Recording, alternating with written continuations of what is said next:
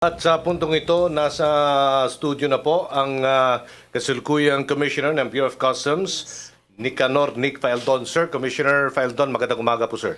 Magandang umaga po, Sir Anjo at Ma'am Serena at saka Sir Attorney Sir. Magandang umaga din po at sa ating mga nakikinig at nanonood, magandang umaga po. Nasa studio na rin po natin si partner Butch Hamon, ang kasalukuyang Vice Dean ng De La Salle University College of Law para sa ating programang Hamon Bendijo right after Radyo Vision. Commissioner, on government's trust regarding good governance, transparency, and accountability. Sir, so far, ano po ang ipinatupad nyo na sa Bureau of Customs upang linisin ang imahe ng aduana bilang isa sa mga most corrupt government-prone agencies o corrupt-prone government agencies?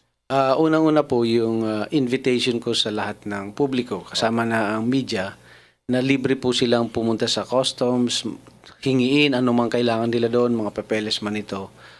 Simula pa nung pag-upo namin nung June 30. Kasabay nito, para doon sa transparency, ay yung ating pag-install ng CCTV cameras. Ito ay pwedeng ila-live stream. Meron po proseso. You want to visit and watch us live on camera. Pwede nyo kaming mapanood sa opisina ko kahit saan. We have installed as of now more than 300 CCTVs. So marami na pong opisina ang inyong masisilip. Ito ay magiging nationwide project. Lahat po ng ating mga collection districts nationwide will now be viewed nationwide. Marami na rin po tayong kinasuhan ng graph na mayroon tayong mga ebidensya, may mga affidavits. Ito po ay hindi lang akusasyon, kundi talagang pwede silang ma-prosecute sa korte dahil meron tayong yung mga kinakailangan ebidensya laban sa kanila. Yung patuloy na paglilinis ng ahensya ay yun ang ating tinututukan. Okay. Sir, 3 to 6 months anti-corruption campaign. Kaya bang gawin yan sa Bureau of Customs? Ako wala akong dahilan na hindi siya kaya within that period because kung hindi mo matanggal ang corruption sa isang ahensya sa loob ng 6 na buwan, huwag ka nang mangarap na kaya mo pang ayusin yan. Sa mga example nito, yung talagang hinagamit yung padrino, sir. Ano po ba yung ganito sistema sa Bureau of Customs? Talamak talaga. Isa po ay medyo malaki ng pagbabago. Pinag-aaralan namin anong batas ang pwede nating ipasa o request sa Kongreso kung kailangan nitong gawin. Kasi ang ahensya ng Bureau of Customs, meron din kaming police power. That's why we have a police department, enforcement, that they are armed. Ang gusto ko siyang ihalimbawa sa armed forces sa police. Sa armed forces where I came from, if you employ outside political influence, it will now be a grounds for your termination sa service. It is prohibited. It is a taboo as a practice. I would like to see how we can implement the same policy in the Bureau of Customs para wala na po yung mga tumatawag dyan at iniimpluwensyahan ang promotion, ang employment, pati yung trabaho nila. Ito ay isang napakalaking kahinaan ng sistema sa Bureau of Customs. So, these are part of the reforms that I will look into. Yung TARA system, talamak pa rin ho ba hanggang ngayon dyan? May CCTV, sinabi nyo po. Paano natin masisiguro na maiwasan po yung mga ganyang klaseng sistema, sir? Yung CCTV is to make sure that yung accusation ng merong araw-araw daw na exchanges of money. Yes. As of now, meron na tayong nakita but nagkataon lang na ito ay mga ibang ahensya ng ating gobyerno. Okay. Because the public should know that there are at least more than 53 government agencies that are working with us every day. These are the regulatory offices. So they are not covered they are not under my supervision. So maybe kaya nahuli yung isang taga-ibang ahensya because they feel they cannot be covered by what policies we are doing. Yeah. So, intensified talaga, 53. Ang dami po niyan, sir, ha?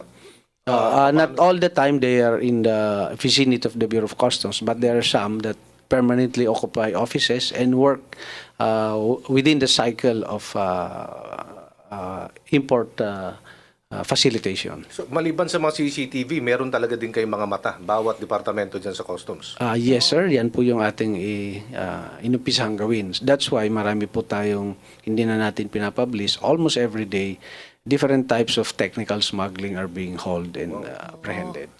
Almost every day. Gusto nyong i-enganyo, encourage nyo pong ang publikong magsumbong sa inyo. Eh kung yung iba natatakot, baka may banta sa buhay, paano nyo po tulungan silang magsalita?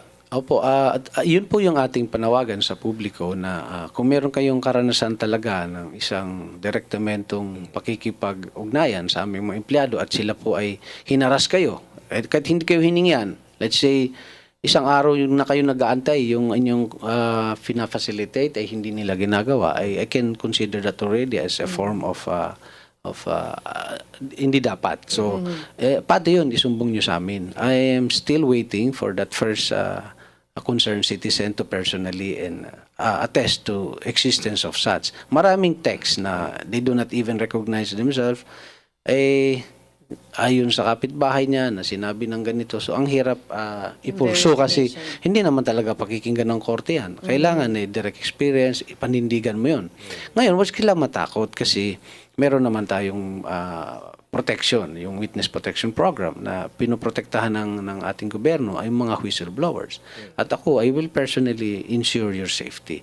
At saka pag nasa kulungan na itong mga lokong ito, ay ano pang kaya nilang gawin laban sa inyo? Let's not be afraid of these corrupt people. Instead, dapat sila yung matakot sa atin. Na-mention ni President Duterte na yung mga corrupt officials or mga empleyado ng gobyerno ay ipapadala sa Mindanao once na mapatunayan. May na-sampulan na po ba kayo? Yes, ma'am. Kasi I spend my weekends na mag-ikot sa mga ports. We have more than 30 ports. Siguro less than 10 na lang hindi ko naikutan. Opo. Itong mga nakikita ko at saka I see the problems when I am actually in those ports. So talagang marami na dati walang naka-assign sa Tawi-Tawi, Sulu, Zamboanga, Surigao. Medyo overman na ngayon yung mga ports na yan kasi pinadala ko po sila doon. O kasi they need to be disciplined. Mga 13 years na sila sa isang lugar. Yes. And when I interview them, they don't even know their functions. So what are these people doing in those ports? Tama ho bang sinabi niyong pagbatigas pa rin ang ulo nila at lumalaban, patayin na lang natin, sir? Kasi I want to correct that. Opo. Kasi siyempre kung Nabasa ko po there are instances na nagko-conduct tayo ng entrapment, and when they fight it out with our enforcers, anong gagawin natin? We will not allow our enforcers, our customs police, nababarin na lang ng mga lokong ito. My orders is make sure that hindi kayo masaktan. Sila na lang ang papatayin natin. Total ng mga loko na mga sila. Ang haras. And kayo na nabanggit din ni Sir Faeldo na hindi lang naman sa loob mismo ng BOC may mga corrupt. Even yung mga labas, yung connection, napakalaki po ba, sir, kung ilalarawan? Yes, ma'am. Yes, sir. Yung sa datos noong 2015, ang isang bansa ay pinag-aralan namin at binigyan kami mismo ng bansang ito ng kanilang sariling datos. Meron silang $26 billion na pinadalang commodity sa ating bansa. Yung record natin ay 11 billion lang. This is around 57% discrepancy. Grabe, ang laki. So ito, nagbabago ang presyo ng kanilang mga import commodity habang nasa barko siguro. So kaya pagdating dito, yung transaction value, na ito yung ating basihan ng mga assessment natin. Ito yung commitment natin sa mga world treaties. Ay ang laki ng pagbabago. So isipin mo yan. Kung gaano kalaki kagad yung mawawalang revenue. These are technical smugglings. Ito ay hindi nakagagawa ng nasa loob, kundi yung mga importers natin. But I cannot address them right now because I want to fix the corruption inside my own house. Meaning, I will be parang hipokrito ako niyan I will ask people, ayusin niyo yung importation niyo. But they have to deal with a corrupt bureau officials every day. I want to make sure that all the bureau officials will be corrupt-free before I will go to their sector. And look, sir, ma'am, matino na yung mga empleyado natin. Baka gusto niyong ayusin din yung hanay niyo. Because ito yung katotohanan. There are importers who have admitted to me, personally admitted to me, that they can call their suppliers abroad and dictate to them the amount they will put in their invoices. So let's say the amount of their commodity is 100 million. They can tell their supplier abroad, please put in my invoice 25 million lang.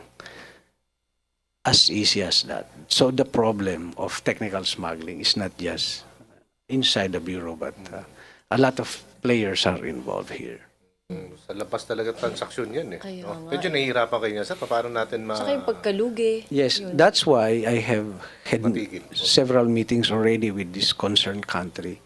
Last week, I had a meeting with their ambassador. We have agreed already to fix this. I would like to appreciate their concern also. And then I have a meeting already with the Bureau of their customs chief by next month to put in place the exchanges of information so that we can stop correct this big discrepancy. If we'll be able to put this in place, then we'll be fixing that big amount of money. Conservatively, we're losing over $1 billion US dollars of revenues from that country alone. Kahapon, in 1 milyon piso namang halaga ng party drugs. In fact, Yes. nabalita natin kanina lamang at mga shabu derivatives na-confiscate ng Bureau of Customs at ng PIDEA. Update lang po sa ginagawa ninyong investigasyon at may mga kaso na bang naisampa, sir? Bago kasi natin binrake yan, just like the other contrabands that we've apprehended, meron tayong follow-up operations, but when we meet a dead end, saka na natin binibreak yun. Usually, pag kahuli namin, we coordinate with the correct agency to take the lead. Let's say, nung high-powered firearms na galing sa US, we coordinated with the police. The CIDG take the lead in delivering it. We call it controlled delivery. Nahuli natin yung mga smugglers ng baril. In the other, yung mga cocaine, lahat, ganun din yung ginagawa natin. So, the PIDEA and sometimes the anti-drug of PNP take the lead in the controlled deliveries of these commodities. But for this latest apprehension, it turned out that the names were fictitious. So, hindi talaga nahuli pa yung sino talaga yung may kagagawan. But the PIDEA and other law enforcement that are mandated to pursue cases against them are not stopping from pursuing them. Parcel system yung kahapon, no, sir? Opo, Yung pagpapadala nun or... Yes. In fact, talaga dahil very maliliit siya, magagaang, yun yung paborito nila. That's why we're intensifying our monitoring of these parcels. But we are also ensuring the public that there will be no undue delays of any parcels that are coming into the country. Nakakamura pa sila doon. Tama po ba, sir? Pag gano'n ang gamit. Opo, medyo mura siya. Saka napakagaang eh. So, and compared to value, it's very expensive. So, panalong-panalo sila sa kanilang masamang negosyo pag nakakalusot. Yun pa kasi ang imahen ng Bureau of Customs kapag may pinatutupad po kayo dyan. Alam naman po natin kung anong kalidad na pagkatao ni Commissioner Nick Paeldon, no? Dating sundalo at may paninindigan. Sabi nga nila, hindi nagtatagal ang mga taga Bureau of Customs. Malalim talaga ang ugat ng korupsyon dyan. Paano po, sir? They are challenging you. Paano po natin sagutin yan? Ako kasi, ang challenge ko naman sa taong bayan, I've been there already for 60 days. And I've been asking everyone every day to please come forward.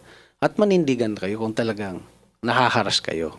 Meron bang karanasan kayong hiningan kayo? Because that's really what I want to happen. So that we can prosecute and bring to justice these corrupt bureau officials. I cannot just start shooting everyone there without any evidence. We have to pass it through due process. So, pero kung hanggang chismis lang tayo, kahit, alam mo, taga Batanes ka at nagkukwento ka ng corruption sa Bureau of Customs, baka di ka pa nakapasyal doon. Yun ang ibig kong sabihin. Yes, it's been so long that the Bureau of Customs is the front liner in corrupt image. But whether this is a perception or real, hindi ito maayos kung hindi nyo bigyan ng Bureau of Customs ng pagkakataon. The public should give us the benefit of the doubt, and those who have experiences, please come forward and help the Bureau. Because ganito yan eh. This is not ours. This is not a private entity. This is a government entity. And number 2 po kami sa revenue collection. The improvement of the image of the Bureau of Customs can be translated to the improvement of revenue collection. Collection, Kung yes. mag-improve po yung ating revenue collection, directly makikinabang po yung mamamayan. So this is yours. This is your government agency. So help us. Help us. Do not destroy us. Because if you will continue to destroy us without any basis, you're going to destroy your country as well. So magtulungan tayo. My challenge and my guarantee is that under my administration, kahit po piso, sabi ko kahit kape, walang libre dito, walang manghihingi. I will punish. I will punish na empleyado na manghihingi ng kahit isang sachet ng kape lang. So that is my guarantee sa publiko. May tanong ko po yun sa mga empleyado. Bumisita ako doon, partner, sa Rina, no? Itong kahapon, no, isang araw lang. Talagang sabi nila, yan, matino talaga yan. Maraming nag-alok ng pera dyan, tinatanggihan. Matindi. Oh, si Kay Sir Commissioner Felton. May mga ganun talaga hindi may iwasan, no? Pero talagang, sige. Hindi sila natatakot, Try nyo ako. ano? Ganun sila. Hindi sila natatakot sa inyo, sir. May text tayo, sir, ha? From Christine Cruz ng Quezon City. Posible po bang madagdagan ng sweldo na makawani ng customs para mawala ang katiwalian, sir? Yes, sir. In fact, isa po yun sa isang minamadali natin kasi napakababa po talaga ng sahod ng ating mga kawani. Ako po ay nakikiusap sa lahat po ng ahensya ng gobyerno na nag-approve po nito na ito ay pinag-aaralan namin ay kumpara ko dun sa mga ibang ahensya ng gobyerno ay talagang 300% lower po sila. So ito po ay isang kailangan siyang itaas. Ako po ay talagang masakit ang damdamin ko na nakikita kong ang baba masyado ng kanilang sahod. Pero hindi rin to dapat maging dahilan para gumawa ka ng katiwalian. Naniniwala din ako, sir. At saka kapag sumasweldo, talagang hindi na sila gagawa pa ng mali. At marami po ang gusto lang mag-work sa Bureau of Customs ng, syempre, maayos at malinis na trabaho. That's good, sir. Good luck po. Si Ayan, si Sir. Partner Butch. Kamusta po yung inyong collection po after 60 days? Opo, we are 97%. Something wow, that's good. close to the target. It's the highest within the year since January, and I think compare it to the same period last year, we are 22% higher. So that's the improvement. And that will continue, definitely. I think I'm not really very concerned about the collection. The collection. Because I believe when we stop corruption in all the sectors that has something to do with importation, the revenue collection will also naturally follow. There were experiences kasi in the past na minsan binababaan nila yung collection deliberately para bang ma-blackmail nila ang commissioner. They did that in July. What they did is, if you see the graph from January to June, from January to May, pare-pares na mababa. Pagdating ng June, tumaas bigla. Sila. After I investigated why, yung mga players, they call them players, ay kinausap, magbayad ka na ngayon, sa July mo na ipasok yung commodity mo. So, tumaas ang collection. So, pagdating ng July, sumadsad talaga. And that is part of the blackmail. Yun na sinasabi nyo. Because they do not want us to change the process. Status ko kumikita lahat That's why what I did, hindi ko sila pinalitan. Until today, I have not replaced any collector. So wala kayong sisihin kundi sarili nyo. Kasi bumagsak yan dahil sa inyong kakagawan. So they were forced to make it up comes August. So bumalik na dun sa tamang figures at napakataas niya ngayon. Okay, Serena. Sir, last question na. Given na 97% na tayo close sa target, kumpiyansa po ba kayo na maaari malagpasan ito dahil meron pa tayong 3 months bago matapos yung taon? Ako kasi, it's really not my objective to... Kasi pwede natin makuha every month yung target, but are you fixing the issue of corruption? Are you doing your border protection? Are you apprehending smuggled firearms, smuggled drugs? And are you facilitating the trade correctly? Those are the other very important mandates of the Bureau of Customs. And I'm attending to them all. Alright. Maraming salamat po, Bureau of Customs Commissioner Nicanor Faeldon sa inyo pong oras. Thank you very much po. Maraming salamat po, Sir Nicanor Faeldon.